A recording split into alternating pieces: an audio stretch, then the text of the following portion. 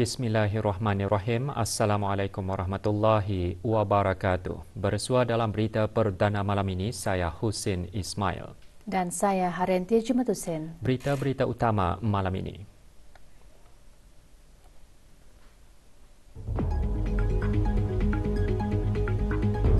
Kebawah Duli Yang Maha Mulia Paduka Seri Baginda Sultan dan Yang di-Pertuan Negara Brunei Darussalam berkenan mengadakan lawatan ke Royal Guard Angkatan Tentera Kingdom of Bahrain.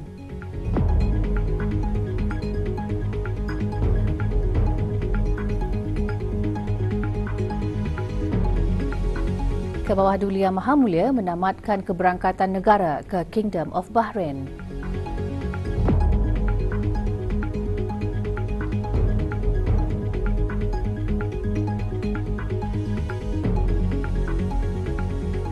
Kebawah Duli Yang Maha Mulia berkenan menghantar titah-titah perutusan tahniah sempena ulang tahun Hari Kemerdekaan Republik Filipina ke-125 dan sempena Russia Day.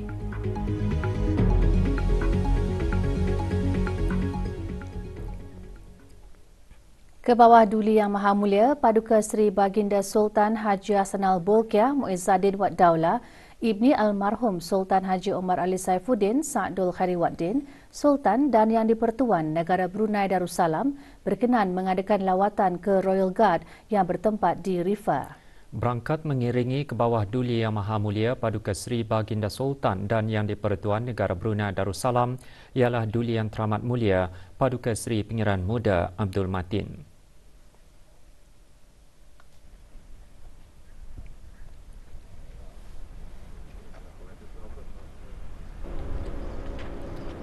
Keberangkatan tiba ke bawah Duli Yang Maha Mulia dijunjung oleh His Majesty King Hamad bin Isa Al Khalifa, Raja Kingdom of Bahrain, dan His Highness Sheikh Nasir bin Hamad Al Khalifa, Commander of the Royal Guard.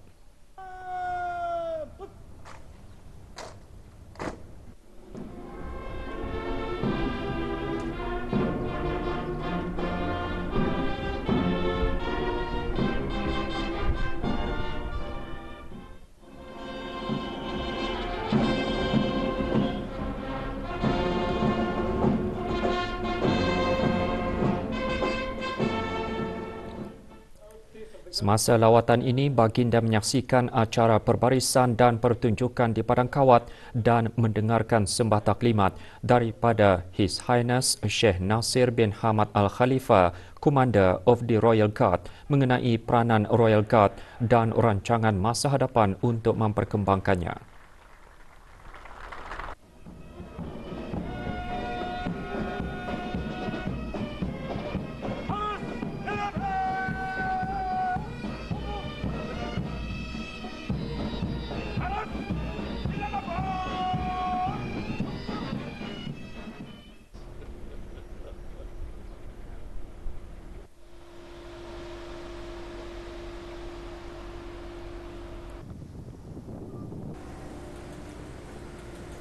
So I've never stopped them, but Sam.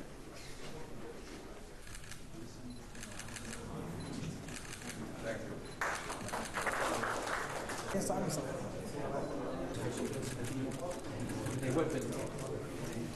That might be obviously the yes, the one. But I would do 7. Thank you very much.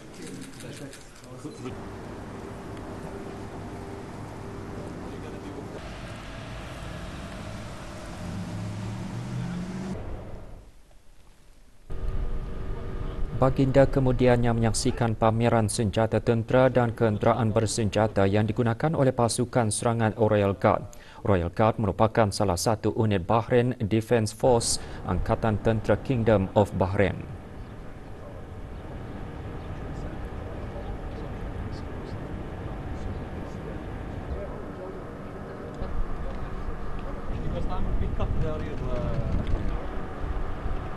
This is a 50 cal sniper. It's a grenade launcher sniper. Anti-tank. This is the Swedish anti-tank missiles. Dismantling an Apache with me 18 miles to ground. That's it. Ke bawah Duli Yang Maha Mulia dan Raja Kingdom of Bahrain juga menyaksikan demonstrasi menentang keganasan yang turut disertai oleh Duli Yang Teramat Mulia Paduka Seri Pangeran Muda Abdul Matin bersama ahli-ahli Royal Guard.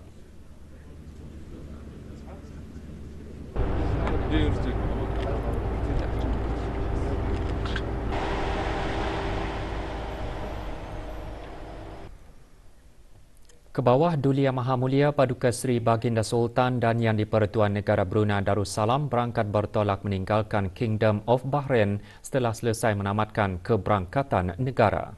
Berangkat mengiringi ke bawah Duli Yang Maha Mulia Paduka Seri Baginda Sultan dan Yang di-Pertuan Negara Brunei Darussalam ialah Duli Yang Teramat Mulia Paduka Seri Pangeran Muda Abdul Matin. Sebelum berangkat balik, doa selamat dibacakan oleh Yang Berhormat Pihak Orang Kaya Paduka Seri Utama Datuk Paduka Seri Setia Haji Awang Salim bin Haji Besar. Ke bawah Duli Yang Maha Mulia diiringi ke Sakhir A-Base oleh His Majesty King Hamad bin Isa Al-Khalifah, Raja Kingdom of Bahrain.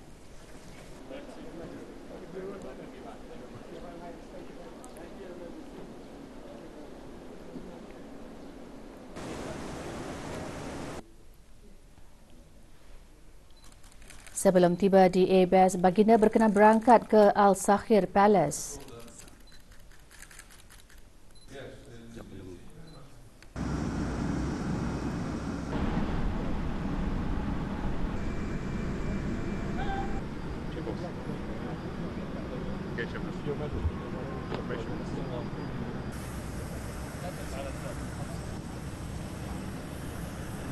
Turut hadir di Sakhir A-Base bagi menyembahkan ucapan selamat berangkat His Royal Highness Prince Salman bin Hamad Al Khalifa, the Crown Prince and Prime Minister of the Kingdom of Bahrain, dan His Highness Sheikh Nasir bin Hamad Al Khalifa, Commander of the Royal Guard Kingdom of Bahrain. Juga hadir Puan Nazirah binti Haji Zaini, kuasa usaha sementara di Kedutaan Besar Negara Brunei Darussalam ke Kingdom of Bahrain.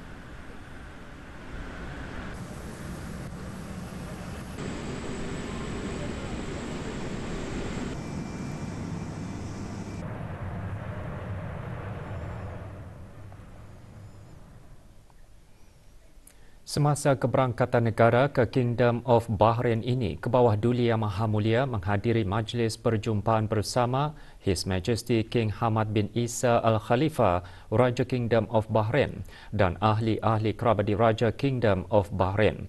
Di samping itu, ke bawah Duli Yang Maha Mulia berkenan berangkat menghadiri majlis sambutan negara di Kudaibiyah Palace, majlis-majlis santap secara berasingan yang dihoskan oleh His Majesty King Hamad bin Isa Al-Khalifah, Raja Kingdom of Bahrain dan His Royal Highness Prince Salman bin Hamad Al Khalifa, the Crown Prince and Prime Minister of the Kingdom of Bahrain serta lawatan ke Royal Guard di Rifah. Kerajaan ke bawah Duli Yang Maha Mulia juga memeterai 6 dokumen perjanjian baharu dengan Kerajaan Kingdom of Bahrain, iaitu Memorandum of Understanding between the Ministry of Foreign Affairs of Brunei Darussalam and the Ministry of Foreign Affairs of the Kingdom of Bahrain on political consultation. Memorandum of Understanding between the Government of His Majesty the Sultan and Yang di-Pertuan of Brunei Darussalam and the Government of the Kingdom of Bahrain in the field of women's affairs. Memorandum of Understanding between the Government of His Majesty the Sultan and Yang di-Pertuan of Brunei Darussalam and the Government of the Kingdom of Bahrain on cooperation in the field of media. Memorandum of Understanding between the Government of His Majesty the Sultan and Yang di-Pertuan of Brunei Darussalam and the Government of the Kingdom of Bahrain on cultural cooperation. Memorandum of Understanding between the Government of His Majesty the Sultan and Yang di-Pertuan of Brunei Darussalam and the Government of the Kingdom of Bahrain in the fields of general, technical and higher education dan data sovereignty initiative. Tahun ini menandakan 35 tahun penubuhan hubungan diplomatik antara kedua-dua buah negara dan keberangkatan negara ke bawah Duli Yang Maha Mulia akan memperluaskan lagi kerjasama dua hala dan mengeratkan hubungan serta membolehkan peningkatan penyelarasan dalam perkara-perkara yang berkepentingan bersama termasuk hal ehwal wanita, kebudayaan, media, pendidikan dan pertukaran antara masyarakat. Ia juga akan melakar jalan untuk meningkatkan kerjasama sekaligus menyumbang kepada pembangunan kedua-dua buah negara. Kebawah Duli Yang Maha Mulia Paduka Seri Baginda Sultan Haji Hassanal Bolkiah Muizzaddin Wad Daulah Ibni Almarhum Sultan Haji Omar Ali Saifuddin Sa'dul Khairiwaddin, Sultan dan Yang di-Pertuan Negara Brunei Darussalam telah berkenan menghantar titah perutusan tahniah kepada Tuan Yang Terutama Ferdinand Ramoldes Marcos Jr., Presiden Republik Filipina, Kerajaan dan Rakyat Republik Filipina sempena dengan ulang tahun Hari Kemerdekaan Republik Filipina yang ke-125.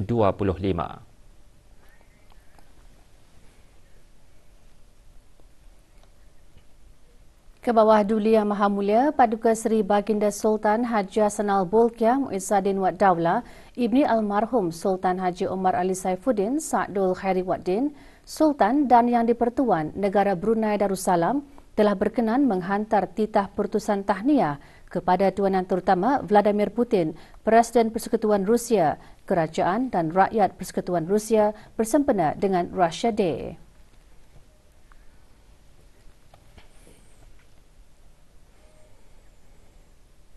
Hubungan dua hala antara negara Brunei Darussalam dan Kerajaan Kingdom of Bahrain bertambah kukuh dengan keberangkatan negara ke bawah Duli Yang Maha Mulia ke Manama. 6 dokumen perjanjian yang ditandatangani semasa keberangkatan negara itu menjadi bukti kesungguhan kedua-dua buah negara untuk meningkatkan kerjasama dua hala.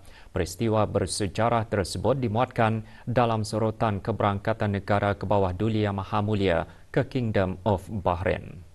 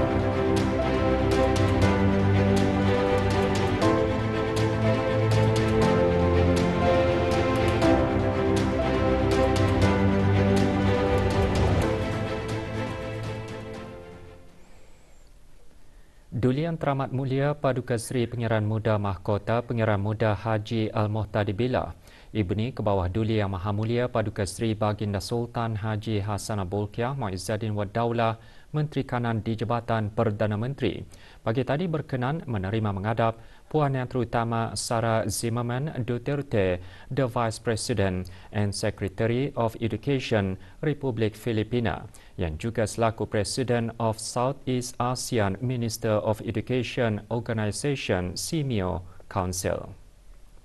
Puan Yang Terutama serta rombongan berada di negara Brunei Darussalam bagi mengadakan rangka lawatan kerja ke Kementerian Pendidikan dengan tujuan untuk mengukuhkan hubungan kerjasama dan dua hala dalam bidang pendidikan. Puan Yang Terutama juga dijadualkan untuk mengadakan lawatan ke dua buah institusi pendidikan dan juga pusat serantau SIMIO Voctec. Majlis menghadap berlangsung di Kasar Al-Mizan.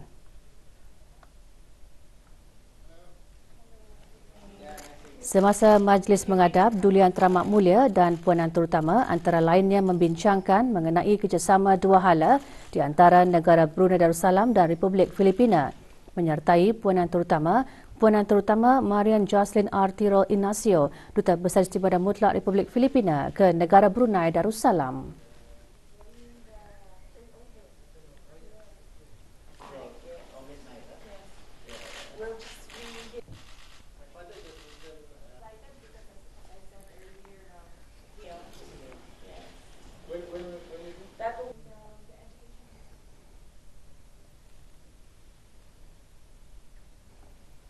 Kementerian Kesihatan dan Gleneagles JPMC terus memperkukuhkan dan menyelaras usaha menggalakkan gaya hidup sihat dengan penandatanganan Memorandum Persefahaman MOU bagi program gaya hidup sihat. MOU itu juga dapat mencegah serta mengawal penyakit tidak berjangkit di negara ini. Hadir Yang Berhormat Datuk Seri Setia Dr. Awang Haji Muhammad Isham bin Haji Jaafar Menteri Kesihatan, RM250,000 disumbangkan semasa majlis menandatangani antara Gleneagles JPMC dan Kementerian Kesihatan. Majlis penandatanganan diadakan pagi tadi di salah sebuah hotel di Gadong.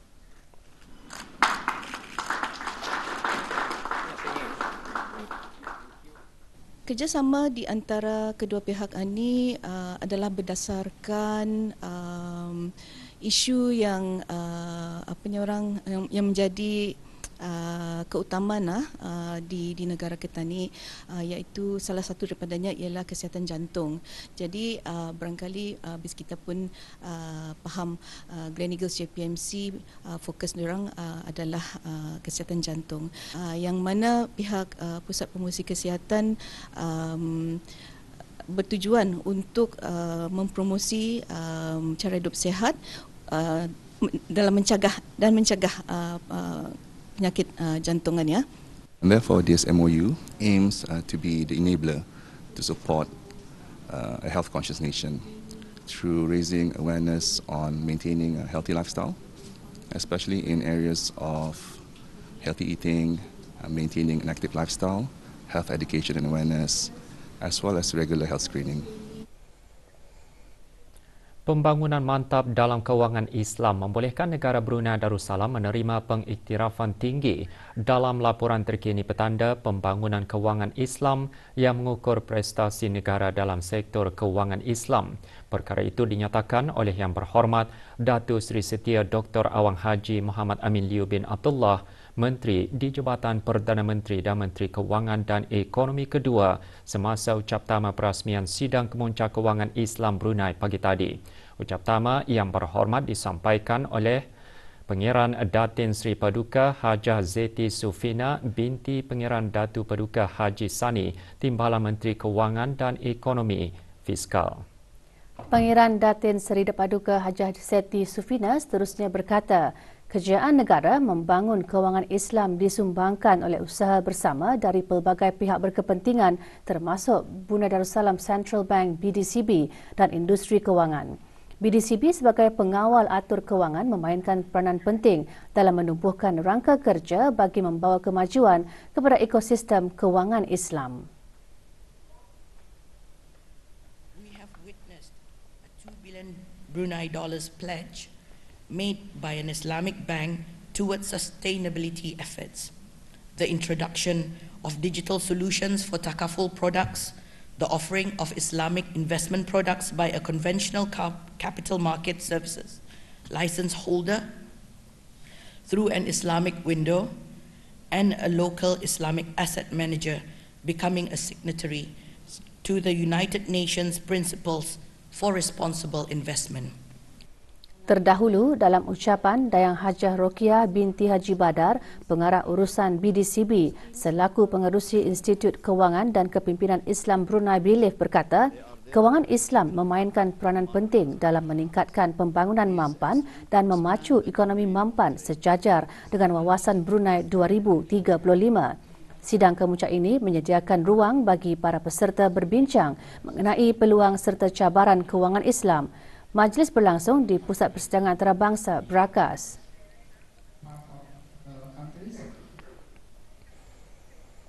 Belia merupakan stakeholder yang penting dalam sama-sama menjayakan wawasan Brunei 2035. Dasar belia negara yang telah dikemas kini dengan pelancaran Dasar Belia Negara dan Strategi 2020-2035 oleh Kementerian Kebudayaan Belia dan Sukan telah disesuaikan dan selari dengan hasrat dan strategi di peringkat negara, khususnya Wawasan Brunei 2035, Pelan Induk Digital Ekonomi 2025, Dasar Perubahan Iklim Negara dan Pelan Strategic Manpower and Employment Council. Perkara tersebut ditekankan pagi tadi semasa pelancaran Konvensyen Pemimpin Muda Brunei BYLC 2023. Sebagai sebahagian daripada acara persidangan dan pameran pertengahan tahun Brunei MYCE 2023. Konvensyen diadakan pagi tadi di Dewan Serbaguna Universiti Teknologi Brunei UTB. Dalam ucapannya, Yang Berhormat Pihin Orang Kaya Indra Pahlawan Datuk Seri Setia Haji Awan Suyoy bin Haji Osman, Ahli Majlis Mesyuarat Negara, juga menyentuh mengenai kepentingan belia sebagai harapan bangsa dan negara, pewaris kesenambungan kepimpinan untuk mencorak masa hadapan. Konvensyen selama 3 hari disertai oleh lebih 100 belia dari pelbagai latar belakang dan profesional. Sepanjang konvensyen, para peserta berpeluang untuk bertukar-tukar pandangan dan membincangkan isu-isu berkaitan Wawasan Brunei 2035. Juga hadir Yang Berhormat Chong Chin Yi, Ahli Majlis Mesyuarat Negara, dan Datin Paduka Profesor Dr. Dayang Hajah Zohrah binti Haji Sulaiman, Naib Chancellor Universiti Teknologi Brunei. Keterlibatan para belia sebagai pemangkin transformasi di dalam proses transformasi negara adalah penting bagi merealisasikan Wawasan Brunei 2035. Justru itu, perubahan, penghijrahan dan transformasi merupakan satu kemestian dalam usaha menuju dan mencapai negara yang maju dan dinamik. Konvensyen Pemimpin Muda Brunei yang diadakan sempena persidangan dan pameran pertengahan tahun Brunei MYCE 2023 dihasrat sebagai platform yang sangat berharga bagi pemimpin-pemimpin muda untuk membincangkan isu-isu yang berkaitan dengan Wawasan Brunei 2035. Antara objektif Konvensyen Pemimpin Muda Brunei 2023 ini adalah satu, untuk memberikan maklumat yang terkini mengenai Wawasan Brunei 2035. Kedua, untuk menyatupadukan belia-belia kita ni untuk sama-sama mencapai wawasan itu. Dan juga ketiga ialah sebagai sebuah platform untuk belia-belia kita ni untuk mengusahakan sesuatu bagi sama-sama mencapai Wawasan Brunei 2035. Baik dari segi contohnya keusahawanan, berpersatuan, dari masyarakat ataupun kejayaan ataupun pendidikan mereka sendiri. Sementara itu, pagi tadi sesi perbincangan para ahli panel mengenai kemampanan dan kewangan Islam menyentuh tentang peluang-peluang meneroka bagaimana kewangan Islam boleh menyumbang kepada pembinaan ekonomi yang berdaya tahan, menyokong pembangunan mampan dan menggalakkan rangkuman kewangan. Juga dibincangkan bagaimana memajukan penyelesaian kewangan Islam yang inovatif dapat mendorong negara ke arah mencapai matlamat pembangunan mampan pertumbuhan bangsa-bangsa bersatu, berpandukan prinsip Maqasid Al-Syariah, kewangan Islam berkongsi prinsip asas yang sama seperti kewangan mampan termasuk kestabilan kewangan dan pertumbuhan ekonomi membasmi kemiskinan. Diharapkan bukan saja kepada peserta-peserta tapi kepada mereka yang berkenaan akan dapat mengambil peluang semasa sesi summit ini dalam bersama-sama bertukar pendapat mengenai dengan hal-hal kewangan Islam bukan saja di serantau ini tetapi global di mana kita ini mengambil best practices daripada bagian kewangan yang lainnya dan supaya dapat diguna pakailah yang boleh pakai untuk kita ni punya institutional financing dan insyaallah kita ni berharap akan supaya Brunei Darussalam menjadi financial hub kepada serantau. Pada sebelah petang pula, sidang kemuncak kewangan Islam Brunei diteruskan dengan sesi perkongsian yang dipengerusikan oleh Dr. Dayang Irene Su Ing Yap, Pengerusi Eksekutif Brunei Darussalam Central Bank BDCB bertajuk Menangani Keselamatan Makanan dan Inflasi. 3 ahli panel diundang bagi sesi perkongsian, antaranya mengenai objektif keselamatan makanan untuk memastikan penduduk mempunyai akses kepada makanan yang mencukupi, selamat dan berkhasiat.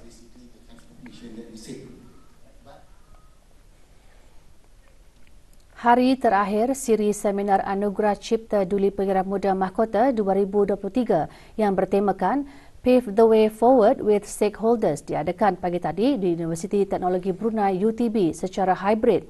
Seminar Cipta 2023 dianjurkan oleh UTB dengan kerjasama Brunei LNG Sdn Bhd dan merupakan siri kedua sempena Anugerah Cipta 2023 serta persidangan dan pameran pertengahan tahun Brunei MYCE 2023. Dr. Wida Susanti binti Haji Suhaili, Ketua Jawatan Kuasa Seminar Cipta 2023 dan moderator seminar dalam ucapan alu-aluannya menyatakan bahawa seminar 3 hari itu diadakan antaranya untuk meningkatkan pengetahuan, merealisasikan idea dan membawa idea serta penciptaan ke tahap lebih tinggi. Acara diteruskan dengan 5 ahli panel membincangkan topik-topik untuk membantu individu dalam memajukan ke arah matlamat pembangunan mampan SDGs melalui pemerolehan maklumat berguna dan pelbagai peluang yang berpotensi untuk membawa penghasilan ciptaan ke peringkat lebih tinggi.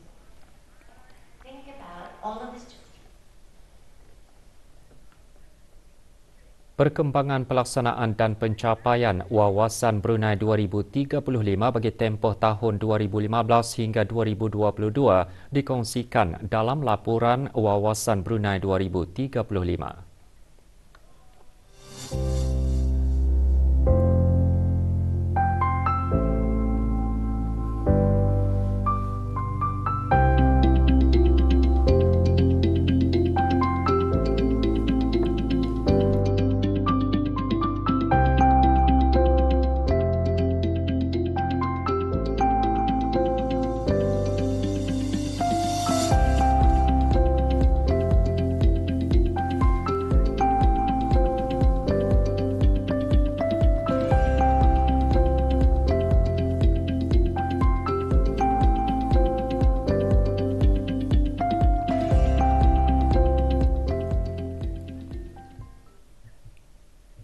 Hubungan yang akrab di antara Kerajaan Kebawahdulian Yang Maha Mulia Paduka Seri Baginda Sultan dan Yang di-Pertuan Negara Brunei Darussalam dengan Kerajaan Arab Saudi telah banyak memberi impak positif dalam pengurusan penghantaran jemaah haji dari negara kita.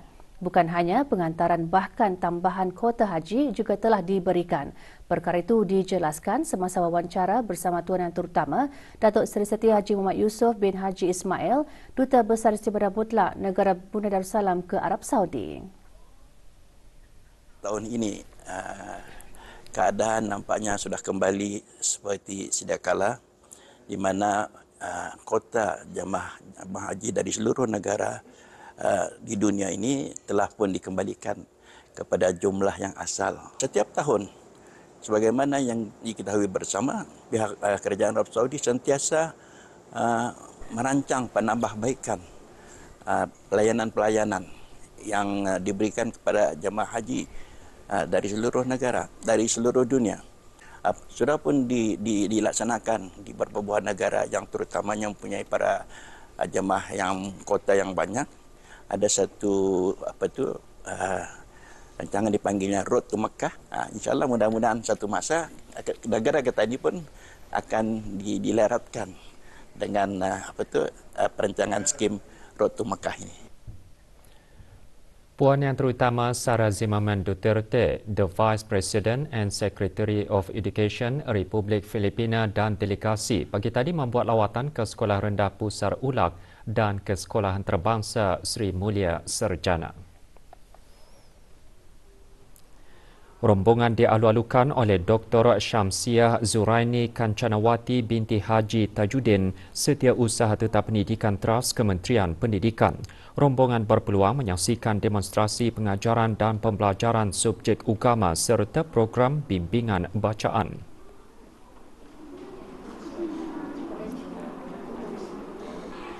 Semasa lawatan ke Sekolah Antarabangsa Sri Mulia Sarjana, rombongan membuat lawatan ke pameran dan bilik-bilik darjah. Juga menyertai Puan Yang Terutama Marian Jocelyn Tirol, Duta Besar Istimewa dan Mutlak Republik Filipina ke negara ini.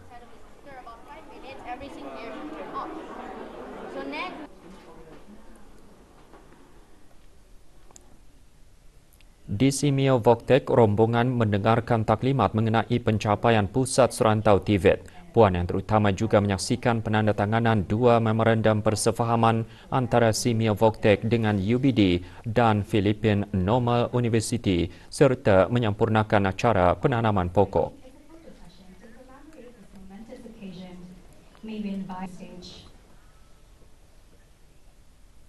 Persekitaran kerja yang selamat dan sihat sebagai keperluan serta hak asasi setiap pekerja dengan setiap pekerja berhak untuk bekerja dalam keadaan yang sihat dan selamat dan setiap majikan bertanggungjawab untuk menyediakan tempat kerja yang sihat dan selamat bagi setiap pekerjanya. Persekitaran kerja yang sihat dan selamat adalah juga bermanfaat bagi majikan dan pekerja boleh memberi tumpuan kepada tugas, menjaga kualiti kerja dan menyumbang kepada pertumbuhan dan kejayaan sesebuah organisasi. Perkara ini dijelaskan oleh Setiausaha Tetap Infrastruktur Perumahan dan Profesional Kementerian Pembangunan semasa merasmikan Minggu Keselamatan dan Kesihatan 2023 MKK 2023 Jabatan Kerja Raya sempena World Day for Workplace Safety and Health 2023 pagi tadi. Perasmian berlangsung di Dewan Afria Simpur Jabatan Kerja Raya. Jurutera Awang Haji Amir Hishamuddin bin Pin Orang Kaya Amar Pahlawan Datuk Seri Setia Haji Zakaria menjelaskan memastikan tempat kerja yang selamat, menggalakkan kesejahteraan, membawa kepada produktiviti yang lebih tinggi, inovasi, peningkatan tahap kemajuan kerja dan kualiti hidup keseluruhan yang lebih baik untuk pembangunan sosial dan ekonomi masyarakat. Lihat juga dari tahun 2013 ke 2023 tu alhamdulillah macam berkurangan pula. This Irendos memang sentiasa datang ke kita mengenai dengan kecederaan 1964. Namun kalau tadi melihat di sini kebanyakan majoriti orang. Manakala taklimat Safety Health and Environment National Authority SHINA dengan tajuk Undang-Undang Keselamatan dan Kesihatan di Tempat Kerja disampaikan oleh Awang Zaharuddin bin Haji Abdul Rahman. Pameran keselamatan dan kesihatan di tempat kerja dan di tapak pembinaan diadakan di ruang lobi Ibu Pejabat JKR sehingga esok. Pameran melibatkan penyertaan syarikat pembekal alat keselamatan, syarikat penyediaan latihan keselamatan serta syarikat insurans.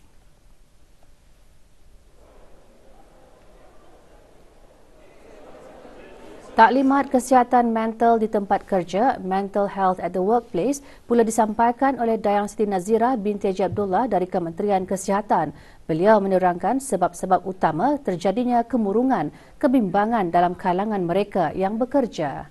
Walaupun bukannya saya sini ahli kan menganalisis kita ke apa, walaupun saya psikologis. 8 modul akan dibincangkan dalam bengkel kemahiran keibubapaan Islam kali ketiga. Diadakan selama 2 hari sehingga esok. Bengkel dianjurkan oleh Kolej Universiti Perguruan Agama Sri Begawan Kupu SB melalui Pusat Fiqh Al-Usrah. Pembukaan bengkel dimulakan dengan modul pertama bertajuk Memantapkan Praktikaliti Solat dalam Kalangan Keluarga yang disampaikan oleh Rais Kupu SB. Dalam pembentangan, Dr. Haji Adnan bin Haji Basar antaranya menjelaskan bahawa ibu bapa perlu memahami kelebihan solat berjemaah khususnya di masjid dan kepentingan untuk mendedahkan kepada anak-anak agar ia menjadi amalan dalam kehidupan. Lebih 50 peserta daripada agensi-agensi kerajaan dan persendirian menghadiri bengkel berkenaan. Universiti Brunei Darussalam UBD dan Universiti Xiamen China menegaskan semula kerjasama akademik melalui penandatanganan pembaharuan Memorandum Persefahaman MOU. Majlis penandatanganan diadakan di UBD. Menandatangani bagi pihak UBD, Dr. Hazri bin Haji Kifli, Naib Chancellor UBD, manakala Universiti Xiamen diwakili oleh Presidennya, Profesor Zhang Zhongyi. Sejak menandatangani MOU pada tahun 2012, kedua-dua institusi tersebut telah berusaha memperluaskan kerjasama akademik dan penyelidikan.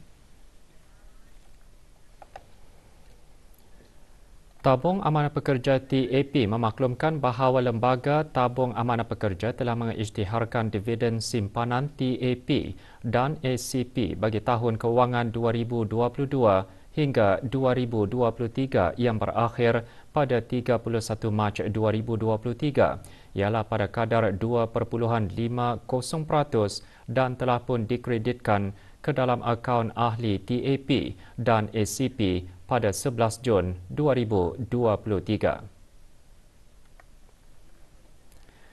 Pada kadar 2.50%, jumlah pengagihan pendapatan sebanyak RM83,626 dan 1 sen telah pun dikreditkan ke dalam 182,585 akaun ahli TAP dan RM44,447,497 dan 37 sen telah pun dikreditkan ke dalam 177,683 akaun ahli SCP bagi tahun kewangan 2022 hingga 2023. Maklumat mengenai jumlah pulangan dividen yang telah dikreditkan ke dalam simpanan TAP dan SCP boleh diperolehi melalui perkhidmatan online e-amanah bagi ahli yang berdaftar sebagai pengguna portal melalui laman sesawang www.tap.com.bn atau perkhidmatan kios e-info TAP. Bagi maklumat lanjut mengenai penggunaan perkhidmatan online e-amanah bagi ahli-ahli TAP, hubungi talian 238-2929 semasa waktu bekerja ataupun melalui email ask@tap.com.bn. Tabung Kemanusiaan Gempa Bumi Republik Turkiye dan Republik Arab Syria menerima sumbangan sebanyak RM9,325 daripada pegawai dan kaki tangan Jabatan Perdana Menteri dan jabatan-jabatan di bawahnya. Sumbangan tersebut diterima oleh Pengira Haji Muhammad Hasnan bin Pengira Haji Ali Hassan, Setiausaha Tetap Kebudayaan Kementerian Kebudayaan Belia dan Sukan yang disampaikan oleh Awang Ajman bin Haji Meludin, Setiausaha Tetap Urus Takbir Perkhidmatan Awam Jabatan Perdana Menteri. Majlis berlangsung di Kementerian Kebudayaan Belia dan Sukan.